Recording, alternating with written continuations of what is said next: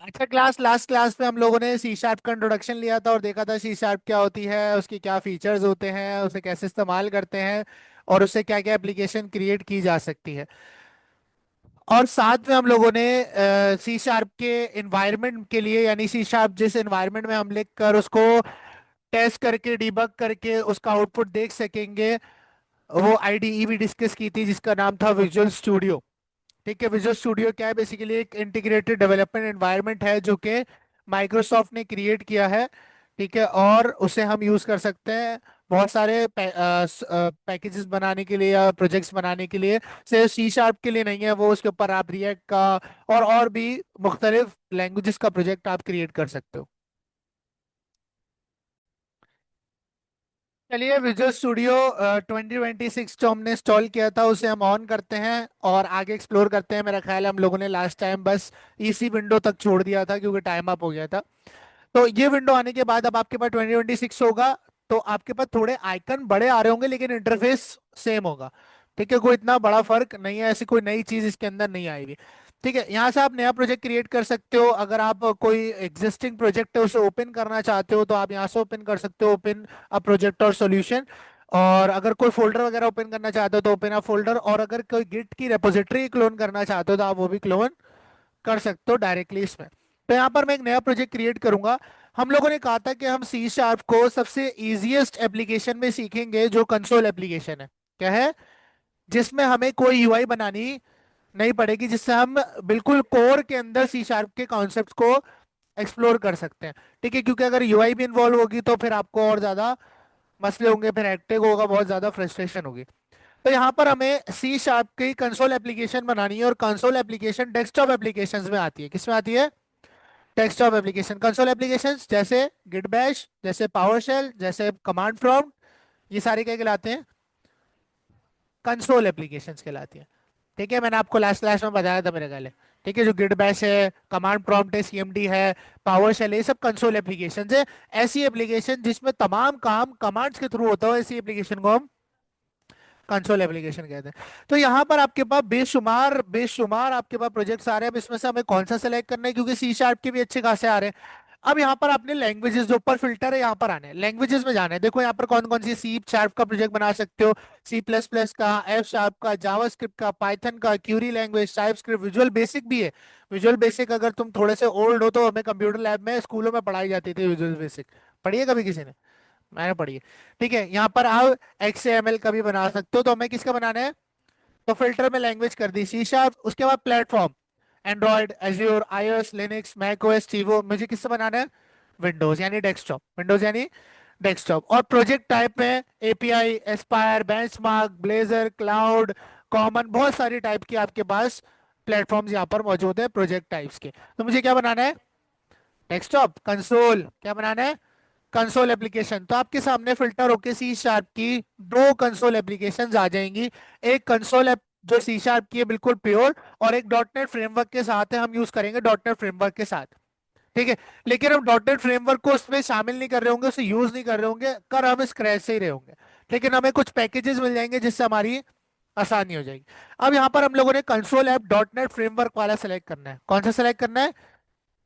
ठीक है, इसे सेलेक्ट करने के बाद आपके पास प्रोजेक्ट का नाम आपने देना होगा और आपको लोकेशन बताएगा कि आपका प्रोजेक्ट कहाँ सेव हो रहा है। इसको आप चेंज भी कर सकते हो, या थ्री डॉट पे क्लिक करोगे तो चेंज कर सकते हो। क्या कर दिया मैंने? My first app. क्या कर दिया? This directory is not empty. अब देखो यहाँ मैसेज आ गया, this directory is not empty, यानी इस नाम से पहले भी किसी ने बनाया हुआ है। तो यहाँ पर फर्स्ट ऐप करके देखते हैं। देखो अब कोई एरर नहीं आ रहा। ठीक है, लोकेशन आ गई है। फ्रेमवर्क आपके पास डॉट नेट का कौन सा यूज करना है आपने, आप लेटेस्ट वाला कर लो, आपकी मर्जी है। ठीक है, वैसे तो लेटेस्ट 9 चल रहा है लेकिन इसमें 4.8 हुआ हुआ है। क्रिएट करते हैं, और क्रिएट करते साथ ही आपके पास आपका प्रोजेक्ट लोड होने लग जाएगा और आपके सामने विजुअल स्टूडियो का प्रोजेक्ट प्लेटफॉर्म एनवायरनमेंट ओपन हो जाएगा। ठीक है, तो ये आपके पास विजुअल स्टूडियो और आपके सामने जो एनवायरनमेंट खुला है। अब ये थोड़ा सा विजुअल स्टूडियो से शायद मिलता जुलता हो। ठीक है, या जो Dev C plus plus use कर सके उन उनके लिए आसानी हो सकती है। अच्छा, एक चीज और, गिट हब का एक को पायलट है, एक एआई कोड जनरेटर को पायलट है जिसका नाम है गिटहब को पायलट। ठीक है, वो VS कोड में कुछ क्रेडिट्स तक यानी कुछ प्रॉम्प्ट्स तक फ्री चलता है। फिर वो हर डे रिफ्रेश होता है। हर डे क्या होता है वो रिफ्रेश होता है। दिन में कुछ मखसूस मुद्दत तक आप उसे चला सकते हो, फिर वो अपने आप को ब्लॉक कर लेता है और फिर नेक्स्ट डे रिफ्रेश होता है तो दोबारा यूज कर सकते हो। इसके अंदर जो कोपायलट है वो इंटीग्रेटेड है, तो इसको आप अनलिमिटेड यूज कर सकते हो। ठीक है, ये आपको पूरा पूरा कोड जनरेट करके भी देता है। अब इसको मुझे यूज नहीं करना है तो इसको क्या कर दूंगा, मैं ऐसे कट कर दूंगा। इसके नीचे आपको एक लेयर मिलेगी जिसका नाम है सॉल्यूशन एक्सप्लोरर। सॉल्यूशन एक्सप्लोरर बिल्कुल वैसा ही है जैसे वीएस कोड में आपका फाइल एक्सप्लोरर होता था, जहां पे आपको तमाम फाइल्स और फोल्डर्स नजर आते थे। ये वही है, ये बस राइट साइड पे वो लेफ्ट साइड पे होता था वीएस कोड में। बात समझ आ रही है? ठीक है, इसको आप इधर भी लेके आ सकते हो, इट्स अप टू यू, आपकी मर्जी है। ठीक है। अब सॉल्यूशन एक्सप्लोरर अक्सर बच्चे कट कर देते हैं गलती से।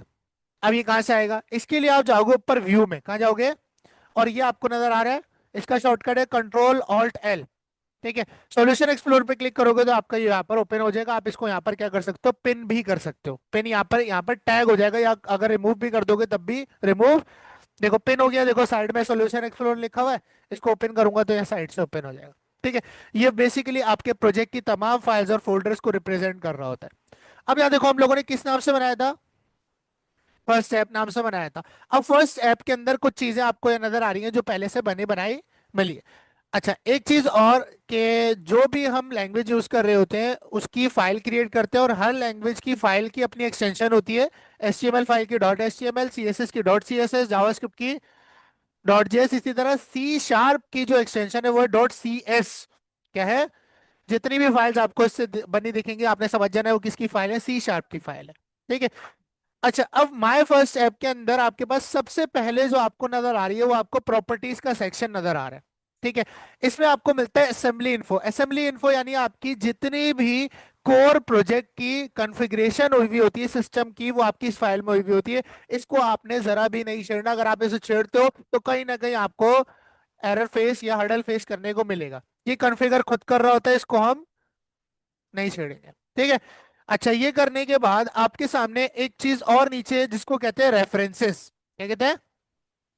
अब लारावेल हमने पढ़ी थी, लारावेल में जितने भी थर्ड पार्टी पैकेजेस या जितने भी लाइब्रेरीज या पैकेजेस हम लोग लारावेल में यूज कर रहे होते थे या इंस्टॉल कर रहे होते थे या उसके साथ आते थे, वो तमाम पैकेजेस वेंडर के फोल्डर में मौजूद होते थे। कहाँ मौजूद होते थे? वेंडर। वेंडर एक ऐसा फोल्डर होता था लारावेल में जो तमाम पैकेजेस को इंक्लूड रखता था और उसे कॉन्फ़िगर भी करता था आपकी एप्लीकेशन के साथ। तो वो वेंडर बेसिकली रेफरेंसेस है यहाँ पे। ठीक है, ये वो फोल्डर है या वो डायरेक्टरी है आपके प्रोजेक्ट की जिसके अंदर आपके C# के तमाम पैकेजेस जो आप इंस्टॉल करोगे या जो पहले से इंस्टॉल्ड है वो आपको यहाँ पर दिख जाएंगे। डन है?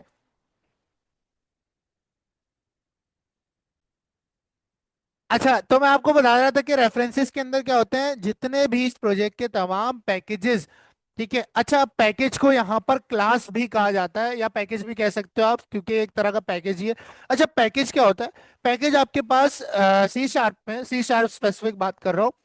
C# के अंदर पैकेजेस प्री रिटन क्लासेस होती हैं, और उन क्लासेस में प्री रिटन प्रॉपर्टीज मिलती हैं और प्री रिटन आपको मेथड्स मिलते हैं, जिससे आपका काम आसान हो जाता है। जैसे आपका क्या हो जाता है काम आसान, आपको बहुत सारे ऐसी क्लासेस और मेथड्स पहले से बने बनाए मिले जो आपका काम आसान कर देंगे। हम लोगों ने जावास्क्रिप्ट पढ़ी थी शयान। जावास्क्रिप्ट में दो बिल्ट इन स्टेटमेंट्स आती थी प्रिंट करने के लिए, जो हम यूजुअली यूज कर रहे हैं, ज्यादा भी होती हैं, कंसोल डॉट लॉग और डॉक्यूमेंट डॉट PHP में प्रिंट और इको। प्रिंट और इको, प्रिंट आर तो एरे के लिए होगी ना, प्रिंट आर भी ले लो। ठीक है। अब वो स्क्रिप्टिंग लैंग्वेजेस में प्री बिल्ट यानी इंटीग्रेटेड आती हैं वो स्टेटमेंट।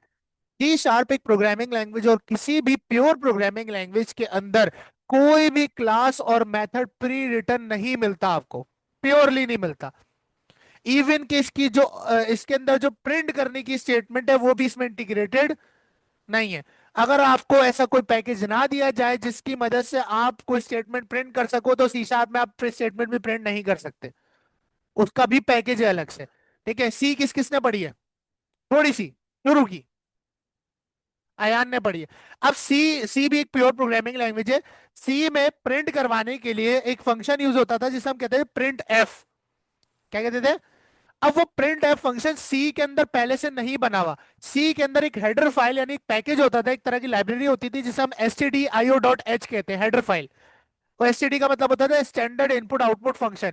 सी की एक ऐसी लाइब्रेरी है जिसका नाम है स्टैंडर्ड इनपुट आउटपुट फंक्शन। उसके अंदर वो तमाम फंक्शन है जो एक सी के अंदर इनपुट या आउटपुट देने के लिए यूज किए जाते हैं। अगर वो आप इंक्लूड नहीं करोगे तो आप सी में प्रिंट भी नहीं कर सकते। इसी तरह सी शार्प में भी कोई इंटीग्रेटेड क्लास कुछ भी नहीं आता। आपको या तो खुद स्क्रैच से बनाना पड़ेगा या आपको पैकेजेस का यूज करना पड़ेगा। ठीक है। अगर मैं रेफरेंसेस खोलूं तो यहाँ पर आपको एक पैकेज मिल रहा है माइक्रोसॉफ्ट सी शार्प का। एक मिल रहा है सिस्टम के नाम से, एक सिस्टम डॉट कोर के नाम से, एक सिस्टम डॉट, अच्छा सिस्टम का पैकेज मिल रहा है। और यहाँ देखो ऊपर यूजिंग सिस्टम। लारावेल के अंदर अगर हम कंट्रोलर कहीं और यूज कर रहे हो तो कंट्रोलर को इंपोर्ट करता था और ऊपर लिखता था use app slash http slash controller slash student. Import करते थे किसकी मदद से करते थे? यूज की मदद से। यहां पर पैकेज को इंपोर्ट करने के लिए यूजिंग लिखते हैं। क्या लिखते हैं? यूजिंग। ठीक है। तो ये आपने याद रखना है। देखो यहाँ पर कौन कौन से पैकेजेस इंक्लूड हो रहे हैं यानी इंपोर्ट हो रहे हैं। System, system dot collection dot, system dot link, system dot text, all दो इनमें से कोई भी यूज नहीं हो रहा।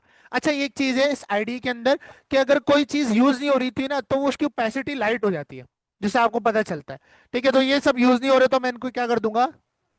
हटा दूंगा, इसकी जरूरत नहीं है। अच्छा सोल्यूशन एक्सप्लोरर में तो बाहर आते हैं। अब ये तमाम पैकेजेस आपके पास है। फ्यूचर में आप जो भी पैकेजेस इंस्टॉल करोगे डायरेक्टली इधर कॉन्फ़िगर हो जाएंगे, डाउनलोड हो जाएंगे। रेफरेंसेस को करते हैं क्लोज, प्रॉपर्टीज को करते हैं क्लोज। और आती है आपके पास ऐप डॉट कन्फिग की फाइल। किसकी फाइल आती है? ये बेसिकली आपकी जो ऐप है ना, ये जो प्रोजेक्ट है इसकी कॉन्फ़िगरेशन फाइल है। इसके अंदर आपकी ऐप का वर्जन, आपकी ऐप के डॉट नेट का वर्जन क्या है, उसके सी शार्प का वर्जन क्या है, सपोर्टेड रन टाइम वर्जन क्या है, हर चीज इसमें कॉन्फ़िगर होता है। ये भी हमें छेड़ने की जरूरत नहीं। और ये किस लैंग्वेज में लिखी हुई है? एक्सएमएल में। ये किसमें लिखी हुई है? इसमें टैग्स नजर नहीं आ रहे बेवकूफो? इसमें का वेरिएबल दिख रहा है, कोई लूप दिख रहा है, तो लैंग्वेज कैसे हो गई? प्रोग्रामिंग लैंग्वेज कैसे हो गई? ये मार्कअप लैंग्वेज है एक्सएमएल। ठीक है। तो जो कॉन्फ़िगरेशन होती है आपकी ऐप की वो किस लैंग्वेज में लिखी जाती है? एक्सएमएल में लिखी जाती है।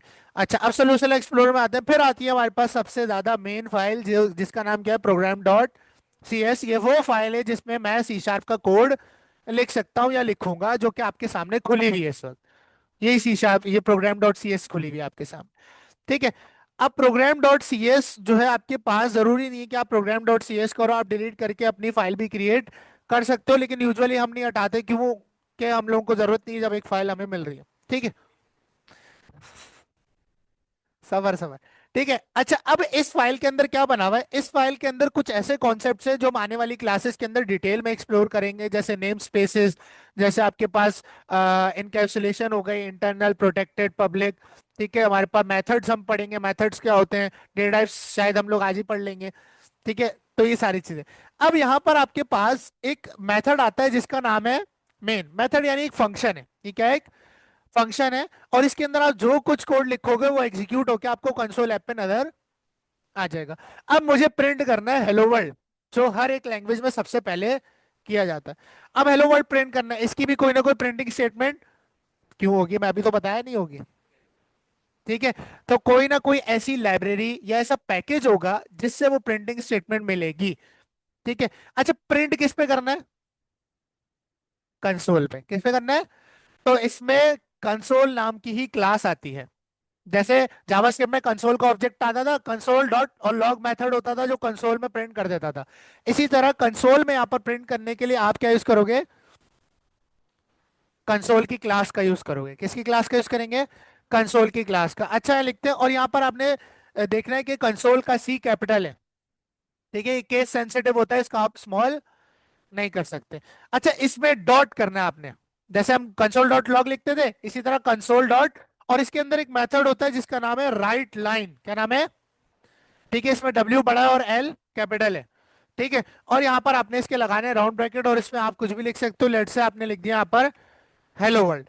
अब यहाँ पर आप एक चीज नोटिस करो, आपके कंपाइलर का काम, यहाँ पर कंपाइलर पहले से ही एग्जीक्यूट होने से पहले ही उसने बता दिया कि कंसोल आपने गलत लिखा हुआ है। एरर नजर आ रहा है? कंसोल के नीचे रेड लाइन नजर आ रही है। अच्छा क्या कह रहा है सर, इसको देखते हैं, इस पे ओवर करते हैं। The name console does not exist in the current context, यानी कि उसको कंसोल की क्लास नहीं मिल रही। क्यों? क्योंकि वो सी शार्प में एग्जिस्ट, और ये जिस पैकेज से आ रही है वो भी यूज नहीं हो रहा। अब जो कंसोल की क्लास है वो जिस पैकेज से आती है उसका नाम है सिस्टम। क्या नाम है? अरे क्या हो गया? अब जैसे ही मैंने सिस्टम को किया, sorry using, sorry sorry sorry, ठीक है यूजिंग, जैसे ही मैंने यूजिंग किया सिस्टम को तो देखो आपका एरर चला गया। इसका मतलब console dot write line purely integrated C sharp से नहीं। डन है? डन है श्रेयन? अब मैंने क्या लिखा है, कंसोल में लिख दो एक लाइन जिसका नाम क्या है, हेलो वर्ल्ड। अब इसको एग्जीक्यूट करना है। एग्जीक्यूट करने के लिए आपके पास दो ऑप्शन है, या तो आप डिबगिंग करके एग्जीक्यूट करो जो स्टार्ट बटन से होती है, अगर विदाउट डिबगिंग करना चाहते हो तो आपके पास स्टार्ट विदाउट डिबगिंग आता है, जिसको आप F5 से भी एग्जीक्यूट कर सकते हो। F5 इसका शॉर्ट। डिबगिंग कहते हैं कि कोई कोड में एरर तो नहीं है, देखेगा वो। ठीक है, एनालाइज करना कोड को डिबगिंग कहलाता है। अब यहाँ पर जैसे ही मैंने एग्जीक्यूट किया तो आपके पास ये इसको रीड करेगा और आपके सामने कंसोल एप्लीकेशन खुल जाएगी जिसमें लिखा हुआ है हेलो वर्ल्ड। क्या लिखा हुआ है? Hello world. डन है? ये आपके पास ये कंसोल है, this is console application. Done है?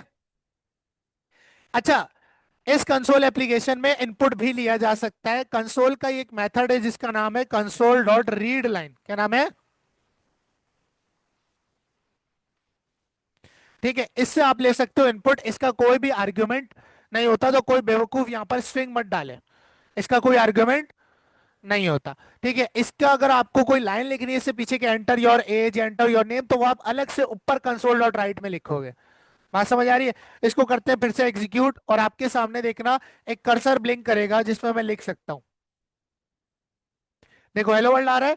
अब नीचे कर्सर ब्लिंक कर रहा है, देखो, जिसमें मैं कुछ भी टाइप कर सकता हूँ रीड लाइन की मदद से। और जब इस पे एंटर करो तो किसी वेरिएबल में स्टोर करके उसे शो भी करवा सकता हूँ। बात समझ आ रही है? ठीक है, तो ये आपके पास दो मेथड्स हैं main, console dot write line और कंसोल डॉट रीड लाइन।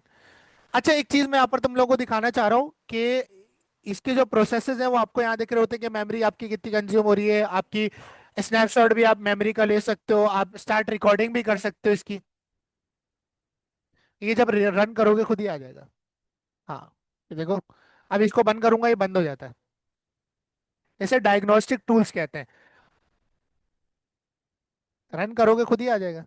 ठीक है, डायग्नोस्टिक टूल्स क्या होते हैं? देखो, एक जो प्योर प्रोग्रामिंग लैंग्वेज होती है ना वो डायरेक्टली प्रोसेसर से ताल्लुक, यानी क्लोज टू मशीन होती है। क्या होती है? क्लोज टू मशीन होती है।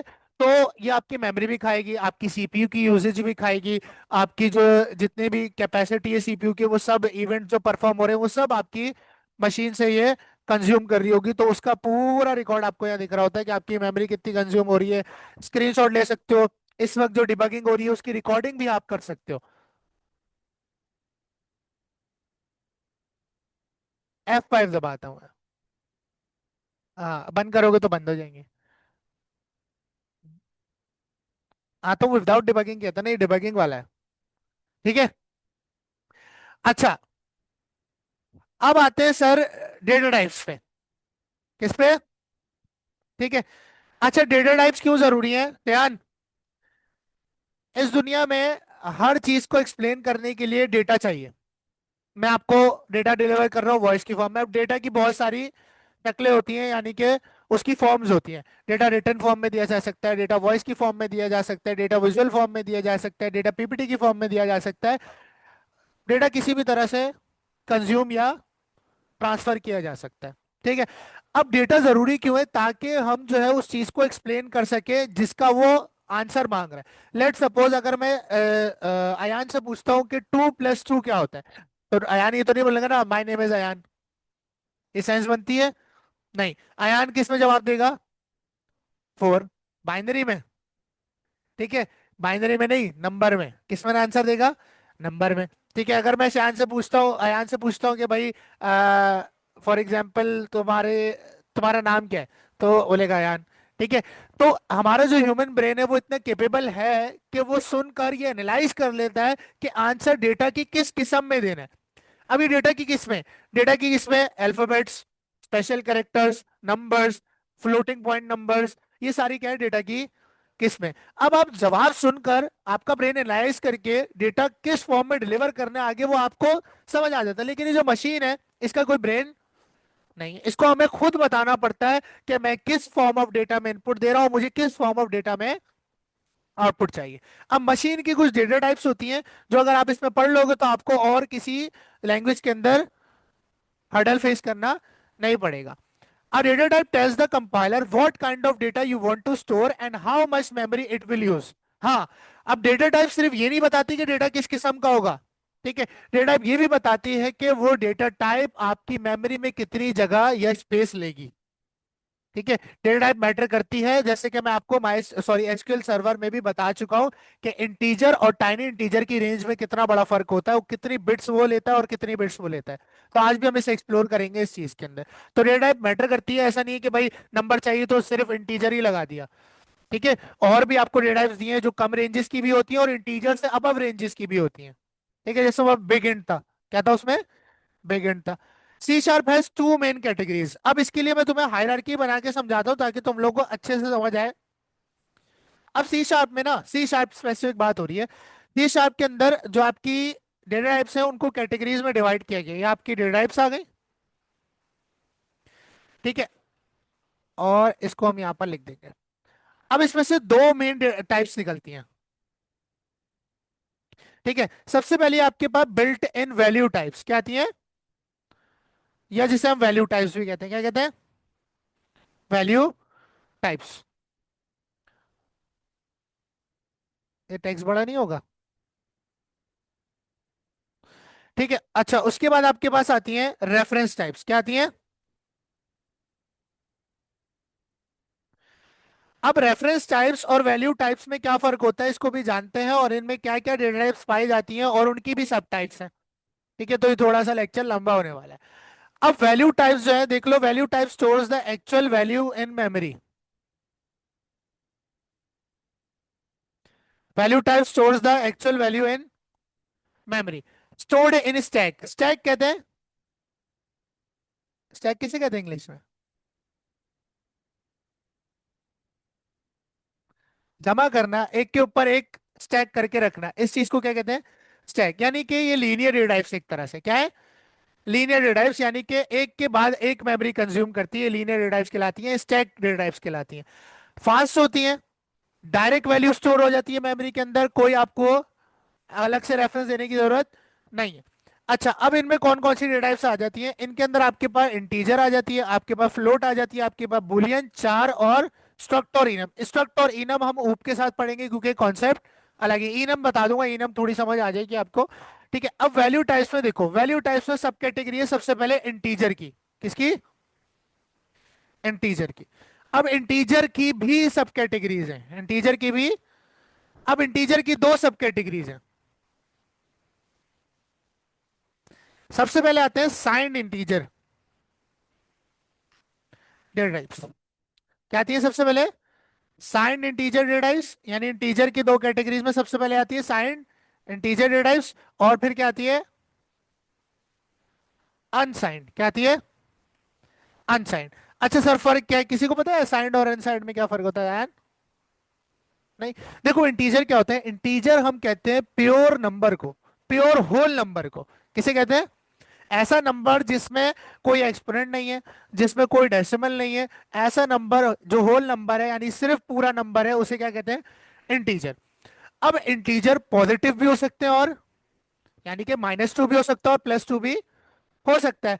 ऐसे ऐसे इंटीजर डेटा टाइप्स जो नेगेटिव वैल्यूज भी स्टोर करती है प्लस पॉजिटिव वैल्यूज भी स्टोर कर लेती हैं, उन्हें हम साइन इंटीजर डेटा टाइप्स कहते हैं, क्या कहते हैं।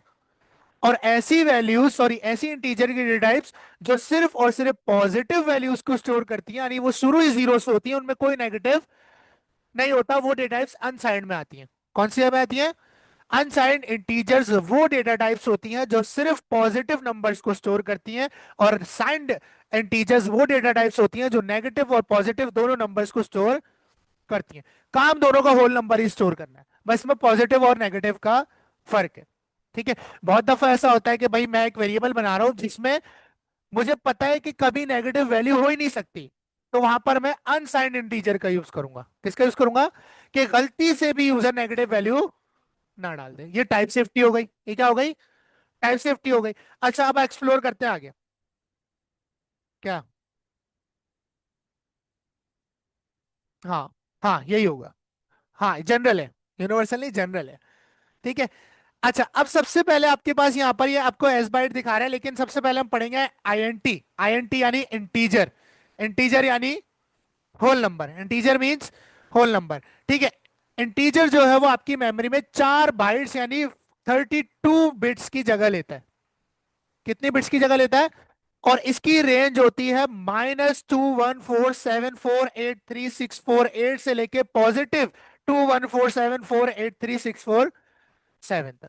यानी कि नेगेटिव में इतना बड़ा नंबर और पॉजिटिव में इतना नंबर, बड़ा नंबर ये स्टोर कर सकता है। अगर मैं यहाँ पर 47 की जगह 48 कर दूंगा तो ये क्या हो जाएगी, आपको मना कर देगा कि इंटीजर के अंदर इतना इससे बड़ा नंबर नहीं आ सकता। हाँ तो ये साइंड है ना। ठीक है देखो, इंटीजर नेगेटिव नंबर भी स्टोर कर रहा है, और तो इंटीजर खुद क्या है, एक साइन इंटीजर डेटा टाइप है। साइन इंटीजर डेटा टाइप क्या है? Sign integer. अच्छा अब यहां पर ना, अगर फॉर एग्जांपल आपको ये रेंज नहीं पता तो आप सी शार्प में ये रेंज मालूम कर सकते हो। अच्छा कैसे मालूम करोगे, आओ चेक करते हैं। इस डेटा टाइप का नाम क्या है? इंटीजर। आओ चेक करते हैं। यहां पर आपने लिखना है, अच्छा एक शॉर्टकट बताता हूँ कंसोल डॉट राइट लाइन का, क्या अगर आप लिखते हो CW और 2 दफा टैब मारोगे तो आपके पास कंसोल डॉट राइट लाइन बन जाएगा।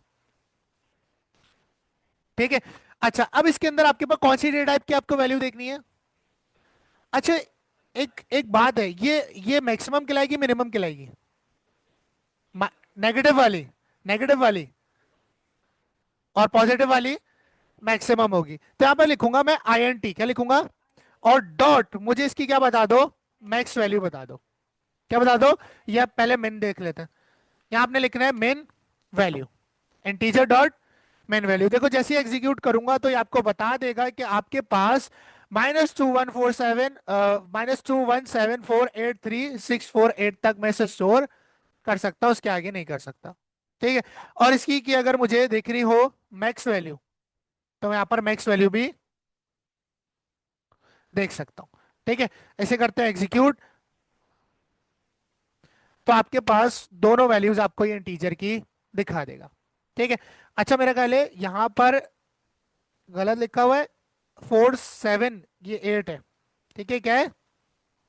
8 है। ठीक है देखो ये आपको, बल्कि नहीं 47 ही, सॉरी मैंने गलत देख लिया, 47 ही। ठीक है।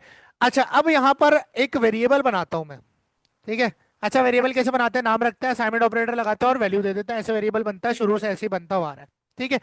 अब यहाँ पर हाँ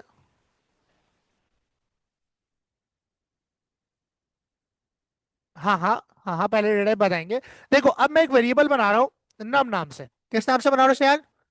और इसे मैं एक नंबर दूंगा, अरे यार एक तो इसमें बड़ा मसला होता है। मैं इसमें एक नंबर दूंगा शायद, क्या दूंगा? और ये नंबर मेरा ये वाला नंबर दूंगा मैं। कौन सा नंबर दूंगा? ये वाला। अब इसमें कॉमा नहीं आएगा, ठीक है, कॉमा अपने हटा देना, कॉमा उसमें लगा हुआ है। अच्छा ये करने के बाद टर्मिनेटर लगा दिया। अब नम को नहीं पता कि उसमें किस किस्म का डेटा आएगा, और सी शार्प में डेटा टाइप सेफ्टी को प्रायोरिटी दी जाती है, कोई भी वेरिएबल बिना डेटा टाइप बताए नहीं बना सकते। तो आपके पास नम में मैं क्या स्टोर कर रहा हूं? नंबर जिसकी डेटा टाइप क्या है? इंटीजर। तो मैं नम से पहले लिख दूंगा कि किस किस्म का है, इंटीजर किस्म का है। अब यहां देखो आपके पास ये अभी तक तो एक्सेप्ट कर रहा है, लेकिन जैसे ही मैं 47 को क्या करूंगा, 48, तो यहाँ एरर आ जाएगा, और एरर मैं पढ़ू represent a 32 bit unsigned integer, कि भाई अब आप जो है वो अनसाइंड इंटीजर रिप्रेजेंट कर रहे हो जो इंटीजर में स्टोर नहीं हो सकता। ठीक है। क्योंकि इंटीजर की रेंज से बड़ा है ना, देखो 47 इससे बड़ा नंबर नहीं स्टोर कर सकता इंटीजर। तो मैंने 47 को कर दिया यहाँ 8, मैंने एक नंबर बढ़ा दिया, मैं तो मैं दिखा रहा हूँ एक नंबर पे बढ़ा दूंगा तो ये एक्सेप्ट। फिर इससे बड़ी डेटा टाइप आपको यूज करनी पड़ेगी जो ज्यादा मेमोरी कंज्यूम करती है। सही है। इतनी है, इससे बड़ा नंबर ये स्टोर नहीं कर सकता। हाँ इसके बाद हमें अगली बड़ी डेटा टाइप पढ़नी पड़ेगी लॉन्ग। ठीक है। तो इंटीजर आपके पास किस में आता है? साइंड में। किसमें आता है? तो यहां पर हम लोग बना लेते हैं, साइंड में हमारे पास कौन कौन सी आ रही है। सबसे पहले क्या आ गई? इंटीजर आ गई साइंड में। ठीक है। अच्छा उसके बाद सर, इंटीजर के बाद आपके पास आती है यू इंट, क्या आती है? यू फॉर या अनसाइंड, यू फॉर क्या है? अनसाइंड। ठीक है। अनसाइंड इंटीजर यानी कि सिर्फ और सिर्फ कौन सा नंबर स्टोर करेगा, जो पॉजिटिव होंगे। तो यहां आप देख सकते हो इसकी रेंज कहां से शुरू हो रही है, इसमें कोई नेगेटिव नंबर शामिल नहीं है, और ये कहां तक जा रहा है? 4294967295, और ये एक अनसाइंड टाइप है। ठीक है, तो आप यू इंट यूज करोगे जब आपको पता है कि वेरिएबल में आपके पास नेगेटिव वैल्यू नहीं आएगी। ठीक है, और मैक्सिमम से इतनी छोटी ही रहेगी वो। ठीक है। अच्छा, उसके बाद आपके पास इंटीजर और यू इंट हो गया, यहां पर लिख देते हैं सर यू इंट। ये आ गई आपके पास अनसाइंड में, कहा आ गई? अनसाइंड इंटीजर, जिसमें सिर्फ क्या होते हैं? Positive numbers. ठीक है, अच्छा उसके बाद आ जाते हैं सर एस बाइट पे। किस पर? एस बाइट का मतलब है साइंड बाइट, यानी कि इसमें नेगेटिव भी होंगे और पॉजिटिव भी होंगे। ये 8 बिट्स, 8 बिट्स तक की जगह लेता है, यानी एक बाइट की। 8 बिट्स का एक बाइट होता है कितना? 8 बिट्स का। और एक किलो बाइट में कितने बाइट्स होते हैं? 1024। ठीक है। अच्छा, इसकी रेंज है -128 से +127 तक। इसका मतलब है मैं इसको एज जैसे नंबर्स के लिए या एज जैसी डेटा टाइप्स के लिए यूज कर सकता हूं, क्योंकि एज मुझे पता है किसी की भी 110 या 120 से ऊपर आजकल नहीं होती। तो जब मैं सिस्टम क्रिएट कर रहा हूँ या कोई प्रोग्राम बना रहा हूँ और उसमें मुझे एज का इनपुट लेना है, तो मैं उसके वेरिएबल को कभी भी इंटीजर नहीं दूंगा। इंटीजर इंटीजर देने का मतलब है, देखो इंटीजर आपके पास कितनी मेमोरी ले रहा है? 32 बिट्स की। कितनी? और ये कितनी ले रहा है? ठीक है, और इसकी इतनी बड़ी मेमोरी कंज्यूम हो रही है, तो उससे अच्छा नहीं है कि मैं कौन सा यूज करूं? S byte. ठीक है, ये सब इंटीजर डेटा टाइप्स हैं। बाइट भले लिखा हुआ है, लेकिन ये भी क्या है? इंटीजर ही स्टोर करेगा। क्या स्टोर करेगा? Whole number. बस की रेंज क्या होगी? कम होगी। और ये क्या है? साइंड इंटीजर है। क्या है? -128 से 127 तक। डन है। अच्छा, फिर आता है बाइट। ये बाइट जो ये अनसाइंड होता है, इसके साथ यू नहीं लगता, इसके साथ यू नहीं लगता। तो यहां पर मैं लिख देता हूं, जो साइंड है उसके अंदर एस बाइट आती है। क्या आती है? S byte. ठीक है, और आपके पास अनसाइंड में बाइट आती है। क्या आती है? बाइट। डन है। ठीक है, बाइट अनसाइंड है और एस बाइट साइंड है। अगर बाइट अनसाइंड है तो इसका मतलब इसमें कोई नेगेटिव नंबर, तो ये देखो 255 तक जा रहा है लेकिन जीरो से जा रहा है, इसमें कोई नेगेटिव नंबर शामिल नहीं है। हाँ, यूज कर सकते हो बाइट। ठीक है। अच्छा ठीक है। अच्छा, उसके बाद आता है आपके पास शॉर्ट। क्या आती है? शॉर्ट। शॉर्ट एक ऐसी डेटा टाइप है इंटीजर की, जो कि 16 बिट्स की जगह लेती है, और ये एक साइन डेटा टाइप है। क्या है? साइन, यानी कि इसमें नेगेटिव भी होंगे और पॉजिटिव भी होंगे। अब यहाँ देखो -32768 से लेके 32767 तक ये रेंज देती है। आपको इससे बड़ा नंबर स्टोर करना है तो इसमें स्टोर नहीं कर सकते। ठीक है, तो आपके पास शॉर्ट किस में आ गई? साइन में। किस में आ गई? साइन में। और आपके पास इसी की रिवर्ट, यानी कि यू शॉर्ट, यानी कि अनसाइंड शॉर्ट। Unsigned short. उसके बाद आता है आपके पास लॉन्ग। क्या आता है? लॉन्ग, ये सबसे बड़ा है। ठीक है, अब यहां पर इधर देखो 2 एक्सपोनेंट की पावर 63, कितना बड़ा नंबर होगा? ठीक है। अब यहां पर देखो 64 बिट्स की जगह लेता है, और ये साइंड होता है। ये क्या होता है? साइंड इंटीजर होता है, इसमें नेगेटिव भी होंगे और पॉजिटिव भी होंगे। अच्छा, अगर हम इससे निकलवाएं, ठीक है, अब यहां पर मैं लिखता हूं लॉन्ग डॉट मैक्स वैल्यू देख लेते हैं। मिनिमम तो हमें पता होगी एक दो पर ही नीचे होगा। ठीक है, मैक्स वैल्यू लॉन्ग की क्या दिखा दो? Max value. रन करते हैं तो आपके पास देखो कितना बड़ा है। अगर तुम इसे गिनो 0, 10 लाख, पता नहीं ट्रिलियन, बिलियन, क्वाड्रिलियन, पता नहीं कितना बनेगा। कितना बड़ा फिगर है।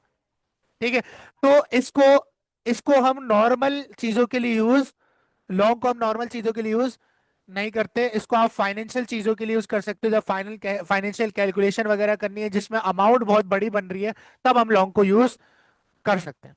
ठीक है। अच्छा, उसके बाद आती है इसी की रिवर्ट, यू लॉन्ग। क्या आती है? Unsigned long.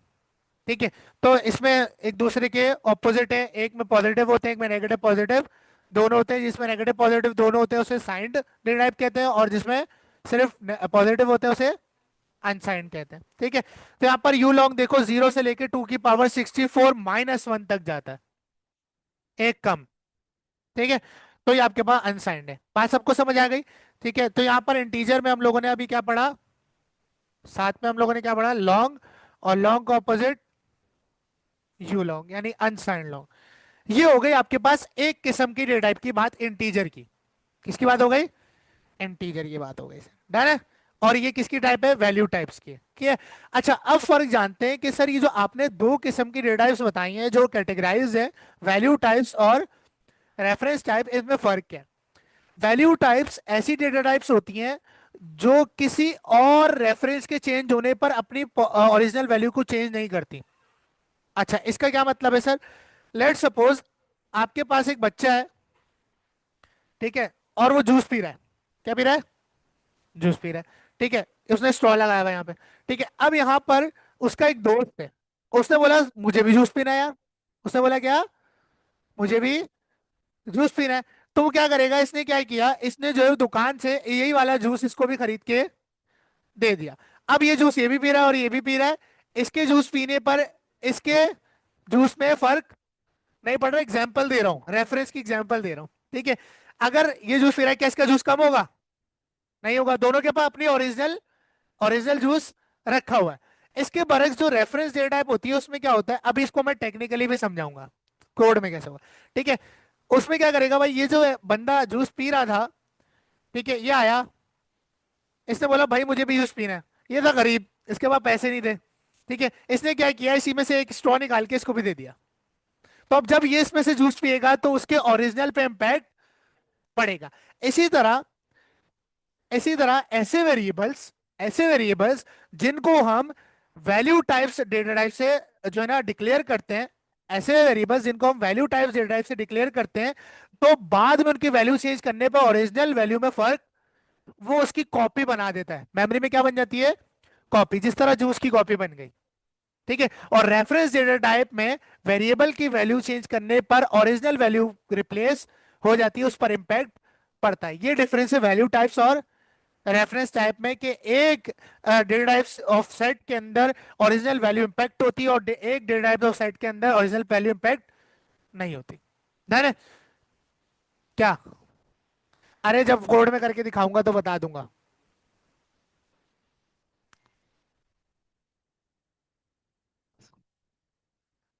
दिखाते हैं। अच्छा, उसके बाद आपके पास आती है फ्लोटिंग पॉइंट डेटा टाइप्स, और ये भी आपके पास वैल्यू टाइप्स में आती है। किसमें आती है, इंटीजर तो अलग होता है ना, इसको थोड़ा साइड कर देते हैं,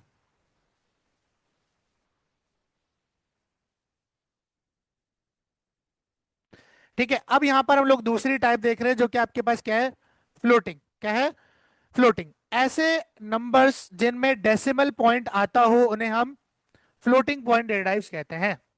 ऐसे नंबर्स जिसमें डेसिमल आता हो उन्हें फ्लोटिंग पॉइंट डेटा टाइप्स कहते हैं। अब इसमें आपके पास कोई कैटेगरी नहीं है अनसाइंड साइंड की, इसमें सीधा सीधा आपके पास एक फ्लोट है और एक आपके पास डबल है। क्या है, एक फ्लोट है और एक डबल है। अब फ्लोट जो है वो आपके पास, नोटपैड मैंने बंद कर दिया। फ्लोट जो आपके पास, लेट से आपके पास एक नंबर है 23, ठीक है, उसके आगे डेसिमल लगे हुए हैं। फ्लोट सिर्फ और सिर्फ डेसिमल के बाद 7 डिजिट्स तक स्टोर करता है। कहां तक, और वो जो डबल है वो आपके पास 16-17 डिजिट्स तक स्टोर करता है डेसिमल के बाद। यानी इसकी प्रिसीजन 16-17 डिजिट होती है डबल की, और फ्लोट की कितनी होती है, 8 से 9। प्रिसीजन बोल रहा हूँ, टोटल नंबर ऑफ डिजिट्स भूल गए, एसक्यूएल सर्वर बोल रहे, गेट नहीं याद, ठीक है। तो यहां पर देख लेते हैं सर, फ्लोट क्या कह रहा है। फ्लोट कह रहा है भाई 4 बाइट तक स्टोर करूंगा, रेंज है 10 की पावर 38, ठीक है। स्मॉल डेसिमल लेस प्रिसीजन, यानी इसकी प्रिसीजन क्या होती है, प्रिसीजन कहते हैं टोटल नंबर ऑफ डिजिट्स को। किसे कहते हैं, यानी इसमें ज्यादा नंबर ऑफ डिजिट शामिल, यानी बड़ा नंबर शामिल नहीं होता। अगर आप चाहते हो फ्लोट में डेसिमल में ही बड़ा नंबर हो तो उसके लिए हम यूज करते हैं डबल, और डबल से भी बड़ा नंबर चाहिए तो हम यूज करते हैं डेसिमल। डेसिमल मनी और फाइनेंशियल कैलकुलेशंस के लिए यूज किया जाता है, ये नॉर्मल नंबर नहीं होता, ठीक है। उसके बाद आती है आपके पास वैल्यू टाइप के अंदर बुल, क्या आती है, बुल यानी ट्रू या और 1 या 0, ठीक है। उसके बाद आती है आपके पास चार। चार कहते हैं आपके पास करेक्टर को।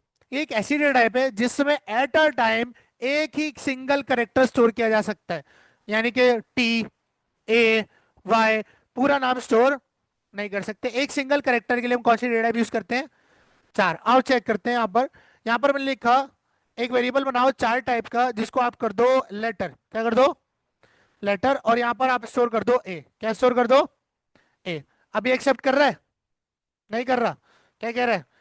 Represent text a sequence of UTF 68, sorry. ठीक है, तो आपके पास क्या हो गया भाई? Single character.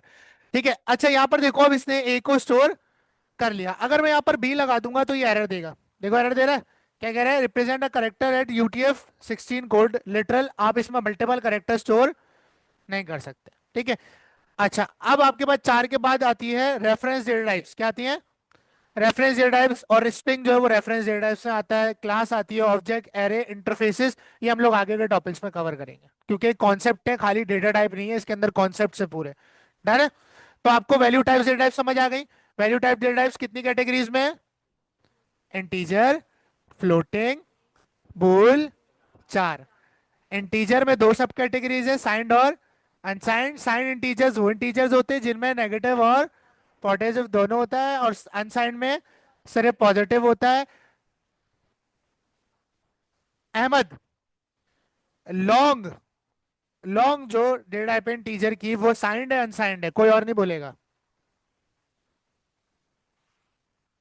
Shayan, long signed है अनसाइंड है? कैसे? कैसे अनसाइंड है? तुम्हें कैसे पता चला वो साइंड है? क्योंकि उसमें हम नेगेटिव और पॉजिटिव नंबर दोनों स्टोर कर सकते हैं। ठीक है। बाइट क्या है? बाइट कौन से में आता है, signed unsigned? Unsigned. Signed byte के लिए एस बाइट यूज करते हैं। ठीक है, इसमें ये फर्क है, इसमें बच्चे घूम जाते हैं, क्योंकि जो बाइट है उसके साथ कोई यू का कीवर्ड नहीं है, उसके साथ एस का कीवर्ड है, जो आपके पास साइंड में यूज होता है, और नॉर्मल बाइट अनसाइंड होती है। ठीक है, ये बात सबको समझ आ गई? फ्लोट, डबल, डेसिमल भी आपको समझ आ गया है?